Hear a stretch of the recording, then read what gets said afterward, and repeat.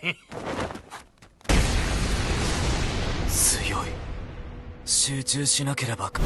minasan, kembali lagi di channel Main Nit. Kali ini aku bakalan kasih spoiler dari anime Jigokuraku season 2 episode 2. Dan kalau kalian tidak suka spoiler, bisa skip video ini ya.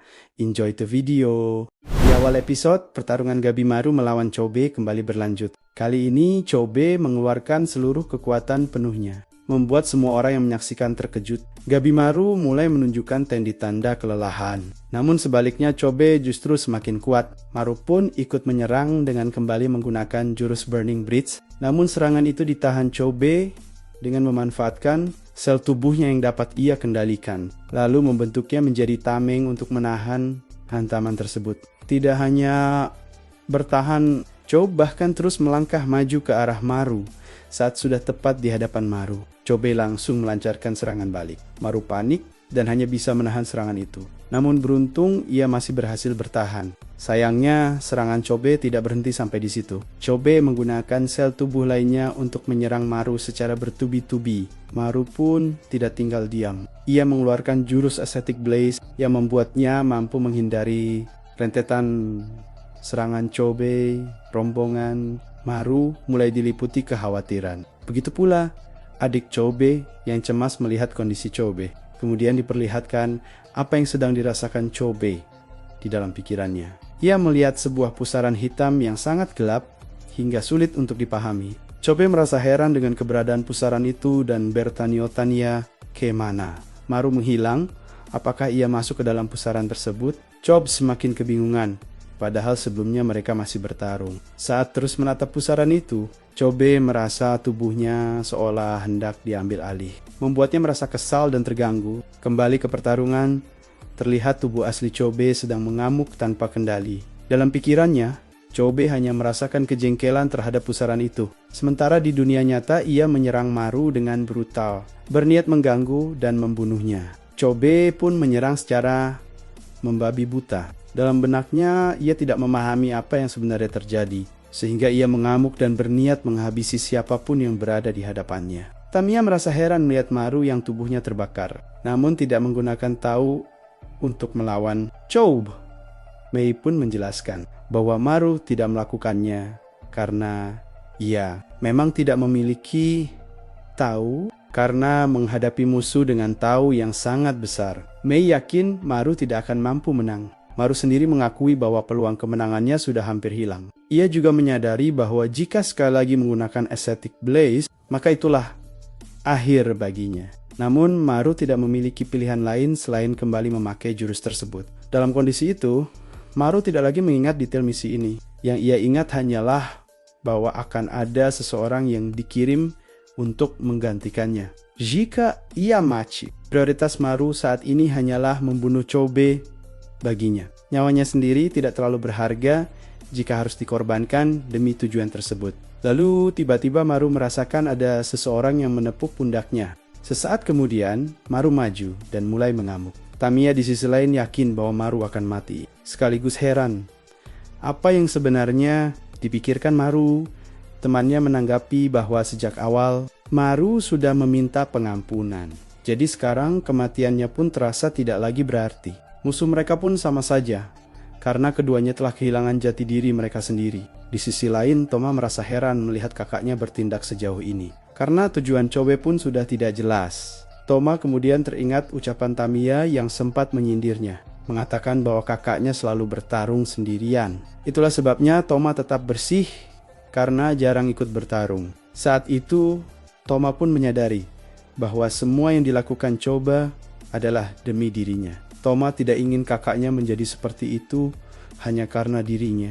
Ia pun berlari menghampiri Chobe yang tengah mengamuk dalam pertarungan. Terlihat Chobe terus menyerang secara membabi buta, menganggap semua yang ada di hadapannya sebagai musuh, kecuali adiknya. Namun tiba-tiba, Chobe lupa apa yang dimaksud dengan kita, bahkan lupa siapa dirinya sendiri. Saat kesadarannya kembali, Chobe mendapati dirinya justru menyerang adiknya sendiri. Chobe pun terkejut dan kebingungan dengan apa yang baru saja terjadi. Toma kemudian meminta maaf, karena sejak awal ia ingin bertarung bersama kakaknya. Namun selama ini Chobe selalu berjuang sendirian. Semua itu terjadi karena Toma merasa dirinya lemah dan ia meminta Chobe untuk melihat keadaannya sekarang betapa tidak berdayanya dirinya. Toma meminta Chobe untuk sadar. Baginya selama ini Chobe adalah segalanya karena Toma telah menjadi bagian dari dirinya. Mendengar itu, Chobe perlahan mulai tersadar. Di saat yang sama, Maru melihat celah ketika Chobe lengah.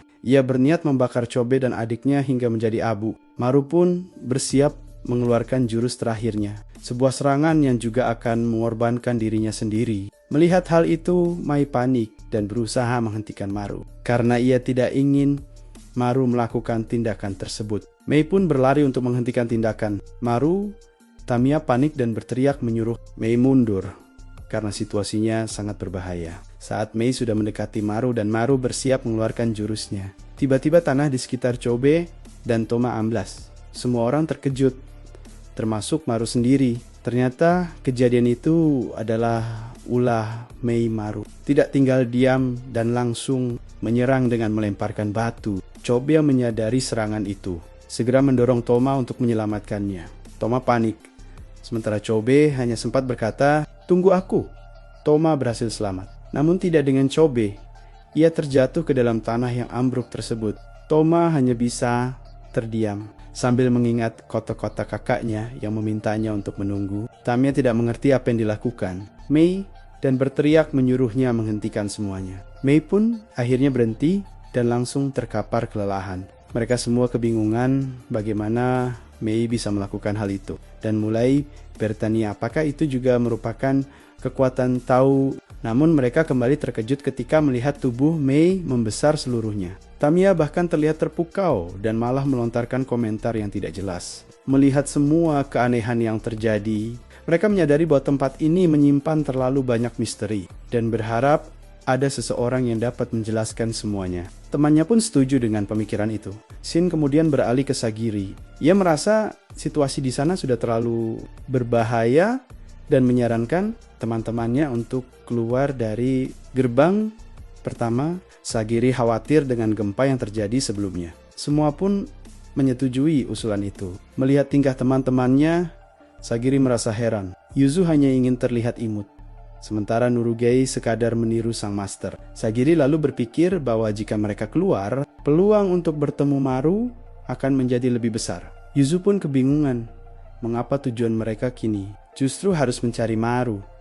Menurutnya, mereka sudah tidak memiliki urusan di sana karena tidak ada eliksir yang bisa ditemukan. Jika memang tidak mencari eliksir, seharusnya mereka langsung pergi saja.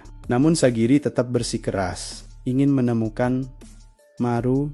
Yuzu membalas bahwa ia menentangnya. Karena peduli pada Sagiri, meski Sagiri sendiri tidak sepenuhnya yakin bahwa Yuzu melakukannya karena kepedulian itu. Sagiri tahu bahwa sejak mereka gagal menemukan eliksir, sikap Yuzu berubah. Sagiri ingin memastikan keselamatan Yuzu setelah mereka kembali tanpa membawa eliksir. Ia juga tahu bahwa ketika Yuzu berada di hadapan Shagun, Yuzu berharap memiliki rekan dari Asaemon di sisinya. Sagiri menyadari itu adalah bentuk keegoisan. Yuzu pun tidak menyangkal dan membenarkan hal tersebut. Namun, meski begitu, Sagiri tetap ingin meninggalkan pulau ini bersama Yuzu baginya. Orang yang rasional seperti Yuzu adalah rekan yang menenangkan. Sagiri berharap semua orang bisa meninggalkan tempat ini dalam keadaan hidup. Tekmazuki Yuzu dan juga Maru. Yuzu hanya terdiam mendengar itu. Masalahnya, sekarang mereka tidak tahu apakah Maru sudah mencapai gerbang ini atau belum. Namun, menurut Yuzu, kemungkinan besar Maru sudah sampai di sini. Alasannya, Yuzu melihat bekas hangus di sekitar gerbang serta dinding yang hancur. Kerusakan seperti itu hanya bisa dilakukan oleh Maru. Jadi, jika Sagiri ingin bertemu Maru, satu-satunya pilihan adalah keluar melalui gerbang tersebut. Sagiri pun menyadari hal itu dan mengucapkan terima kasih pada Yuzu. Yuzu sendiri merasa tidak mungkin menolak permintaan Sagiri. Akhirnya mereka pun keluar dari gerbang.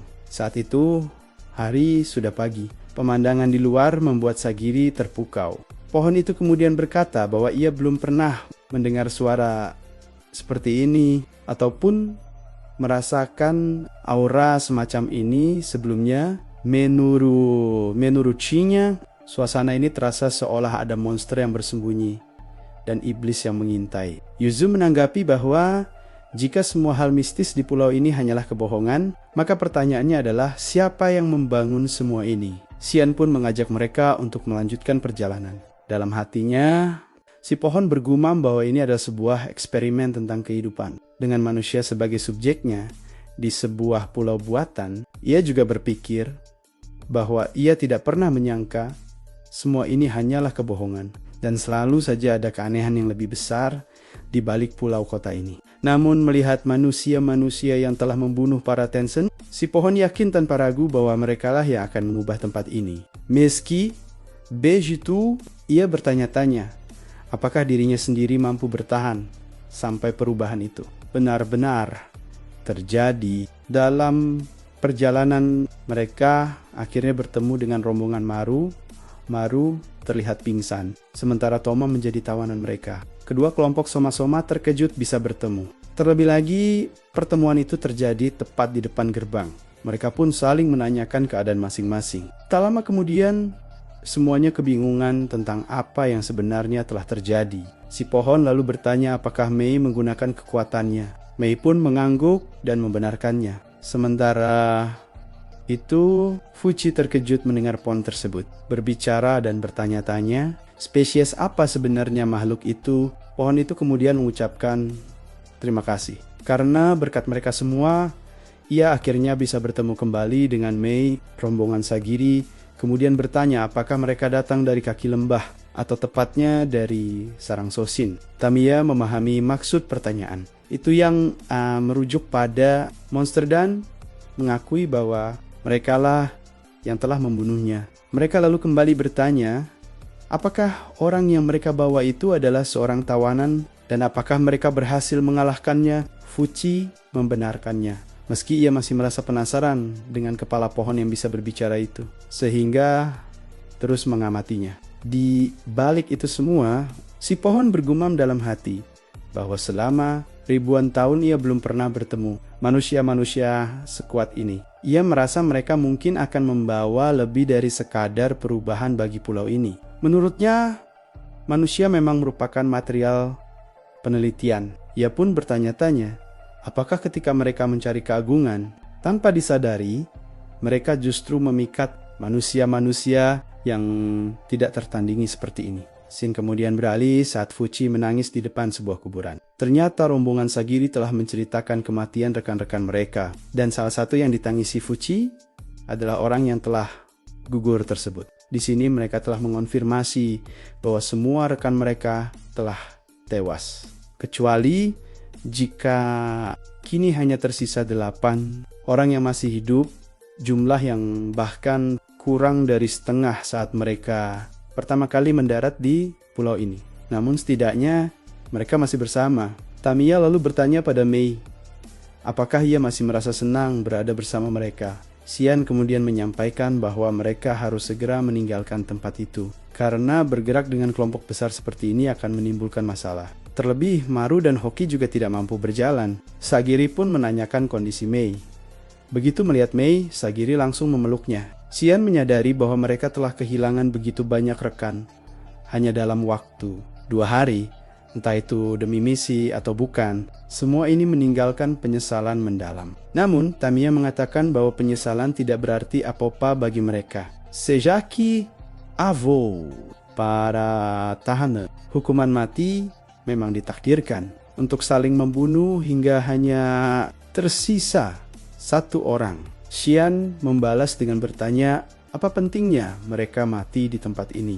Tamiya lalu bertanya balik, apakah Xian benar-benar berpikir ia dan Tumentimonia akan pulang dengan selamat? Xian membenarkan bahwa ia memang berpikir demikian. Tamiya kembali bertanya, apakah Xian masih akan berpikir begitu meski mereka membawa seorang pengkhianat berbahaya yaitu Toma? Tamiya merasa dirinya sudah cukup berbaik hati. Namun keberadaan Toma kini justru memperlambat mereka. Ia mengatakan akan menyelesaikan masalah ini sendiri jika yang lain tidak sanggup. Saat Tamiya hendak membunuh Toma, Sagiri menghentikannya.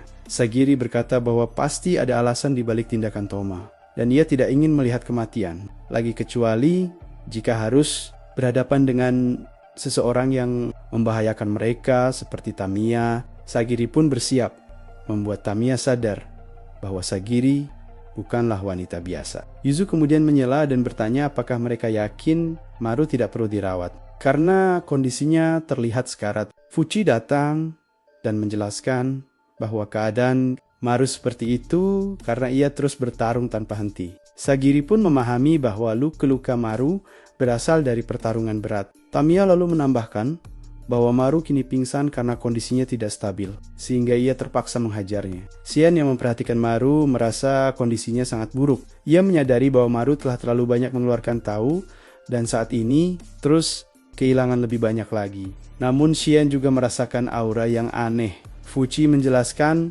bahwa ia sudah melakukan segala yang ia bisa untuk menyembuhkan Maru, namun tidak mampu menghentikan seluruh pendarahannya. Lukanya bahkan bukan sekadar luka fisik, melainkan seperti kerusakan pada intinya. Xian pun menjelaskan bahwa tahu adalah inti kehidupan mereka, dan jika digunakan secara berlebihan, konsekuensinya jauh lebih berat daripada sekadar kelelahan. Sambil memperhatikan Maru, Sagiri bertanya-tanya apakah kondisi Maru benar-benar separah itu. Tiba-tiba Maru terbangun. Ia langsung berdiri dan mundur dalam posisi bersiaga. Tamiya segera menyuruhnya untuk beristirahat. Maru mengamati keadaan sekelilingnya, menyadari bahwa kekuatannya belum pulih. Ia pun mengabaikan hal-hal lain dan memilih menilai situasi terlebih dahulu. Maru berpura-pura memahami keadaan, merasa bahwa ia harus tetap tenang. Saat Sagiri hendak memeriksa lukanya, Maru menepis tangan Sagiri dan berkata bahwa dirinya baik-baik saja, lalu menyuruhnya untuk mengabaikannya. Yuzu tidak merasa heran, karena sikap acuh Maru memang seperti biasanya. Xian kemudian menjelaskan bahwa luka itu Chidaki akan sembuh dengan sendirinya dan Maru membutuhkan perawatan. Jika tidak, Maru bisa mati. Maru hanya menjawab bahwa itu tidak masalah. Mendengar itu, Sagiri menyadari sesuatu. Ia lalu bertanya, "Siapa kamu?" Yang lain terkejut mendengar pertanyaan itu dan kebingungan mengapa Sagiri mengatakannya. Maru yang masih berpura-pura tenang menjawab bahwa Sagiri sudah tahu siapa dirinya Gabimaru si hampa, seperti yang Sagiri duga. Maru memang kembali kehilangan ingatannya. Tiba-tiba Maru menyerang Sagiri, namun serangan itu dengan cepat ditahan oleh Fuchi dan Xian. Maru kembali bersiap, meski terlihat kerepotan karena lukanya. Fuchi lalu bertanya apa maksud pertanyaan Sagiri tadi. Sagiri menjelaskan bahwa mereka pernah menduga gangguan pada tahu dapat berdampak pada ingatan. Dan sekarang hal itu benar-benar terjadi pada Maru. Maru yang berdiri di hadapan mereka bukanlah Maru yang ia kenal. Itu adalah teori Xian, dan kini terbukti kebenarannya. Xian menambahkan bahwa setiap pertempuran yang Maru jalani telah menghancurkan jiwanya sedikit demi sedikit. Sagiri kemudian mengatakan pada Maru bahwa ia mengenal Gabimaru dan bahwa Maru pasti terus bertarung sejak mereka berpisah. Pertarungan tanpa henti, tanpa istirahat, jatuh dan bangkit berulang. Kali semua itu pasti dilakukan Maru demi satu alasan. Xian pun meminta izin untuk menangani situasi ini. Sementara itu, Maru diliputi kebingungan. Ia bertanya-tanya apa yang harus ia lakukan sekarang. Bahkan mempertimbangkan apakah ia harus membunuh Sagiri, meski dirinya sendiri hampir tak mampu berdiri. Maru merasa aneh, karena hanya dengan menatap Sagiri saja pikirannya menjadi kacau. Sagiri lalu bertanya pada Maru, apakah ia tahu alasan dirinya datang ke pulau ini. Sagiri tahu bahwa Maru telah kehilangan ingatannya, dan ia pun menawarkan untuk menyembuhkannya.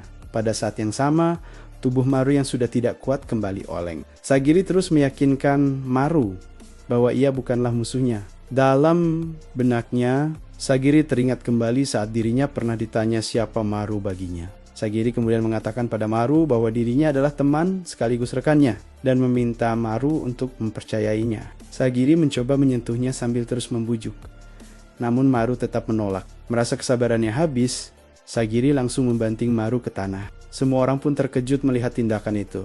Sagiri mengatakan bahwa Maru jelas telah kehilangan banyak tahu. dan kekuatan yang sebelumnya ia miliki hampir sepenuhnya menghilang. Maru mengakui bahwa Sagiri memang kuat. Sagiri lalu menjelaskan bahwa meski mereka adalah rekan, bukan berarti hubungan mereka akrab atau lembut. Hubungan mereka tidak pernah berjalan dengan cara yang halus. Sagiri meminta izin untuk memulihkan Maru karena mereka sangat membutuhkan kekuatannya. Sebagai langkah awal, Sagiri akan mencoba memulihkan Tau Maru.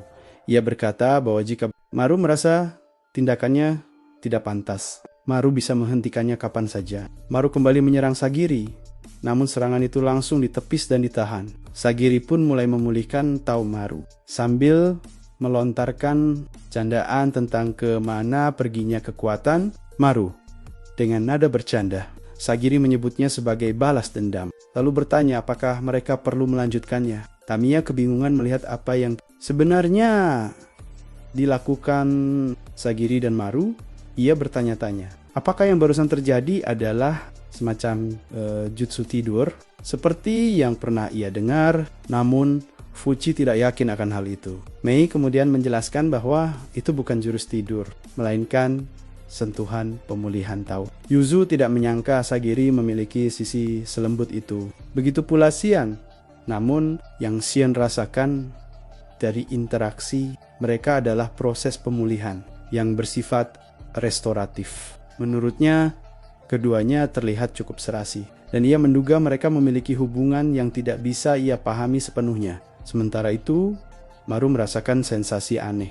Tanpa ia sadari, tenaganya mulai pulih. Sagiri menjelaskan bahwa ia melakukan ini karena mereka tidak memiliki banyak waktu untuk berlama-lama. Sagiri mengakui bahwa jika mereka semua ingin kembali dengan selamat, mereka membutuhkan bantuan Maru. Selain itu, Maru juga memiliki seseorang yang harus ia temui. Mendengar hal tersebut, Maru seketika terkejut. Scene beralih saat Chobe terjatuh ke dalam sebuah lubang. Meski jatuh cukup dalam, Chobe ternyata masih mampu memulihkan dirinya. Ia menyadari bahwa sebelumnya ia sempat ditelan oleh Tau miliknya sendiri dan kehilangan jati diri akibat kekuatan berbahaya yang belum ia pahami. Chobe tertawa kecil sambil duduk. Ia tahu kekuatan itu berbahaya. Namun ia yakin jika mampu mengendalikannya, tidak akan ada siapapun yang bisa menguasainya. Chobe menatap ke atas, mengingat saat dirinya terjatuh dan adiknya yang akan menyusulnya nanti. Ia sadar dirinya telah jatuh ke dasar jurang yang sangat dalam, hingga permukaannya tak lagi terlihat, bahkan lebih rendah dari hutan tempat mereka memulai. Ia pun menyadari pulau ini menyerupai mangkuk besar, dengan bukit-bukit yang terhubung ke bagian tengah. Chobe mencurigai pulau ini adalah pulau buatan, mungkin seperti tambang raksasa atau tempat pemujaan. Tiba-tiba ia melihat makhluk-makhluk aneh tengah menyusun batu. Mereka bukan manusia dan jumlahnya banyak. Chobe merasa tak diberi waktu untuk berpikir. Namun justru menganggap ini kesempatan bagus untuk melatih Tau miliknya. Ia pun bertanya pada mereka, apakah mereka keberatan jika ia menghabisi semuanya.